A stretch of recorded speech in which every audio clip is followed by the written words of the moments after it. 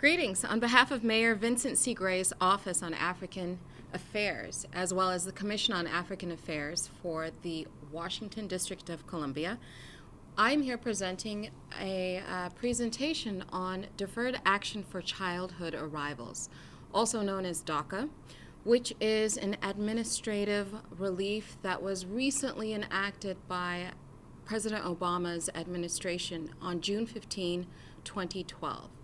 We're going to do a run-through on what exactly is DACA and what are the reliefs provided, as well as some of the basics on how to be eligible. So first things first, we're going to do a run-through on what in the world is DACA, who is eligible for DACA, what are some of the pitfalls and red flags you should adhere to if you are considering applying for DACA, and just some basics on who should you go to if you need legal assistance in providing or submitting your DACA request to USCIS, which is also known as United States Citizenship and Immigration Services. So here we go. What in the world is DACA? As the name describes, DACA is Deferred Action for Childhood Arrivals.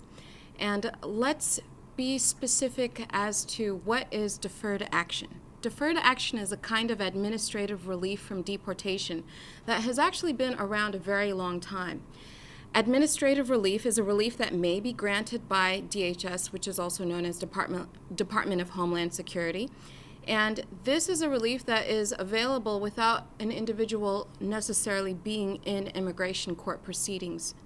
And through it, DHS has authorized non-U.S. citizens to temporarily reside in the U.S., and the person may also apply for and be eligible for employment authorization, which is also known as a work document, for the period during which he or she actually has deferred action.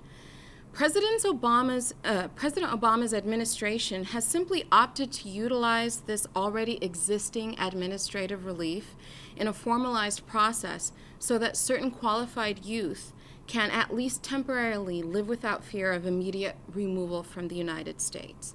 To be sure, what deferred action is not is it is not a new law. It is not the DREAM Act. It is not a new path to a green card or citizenship.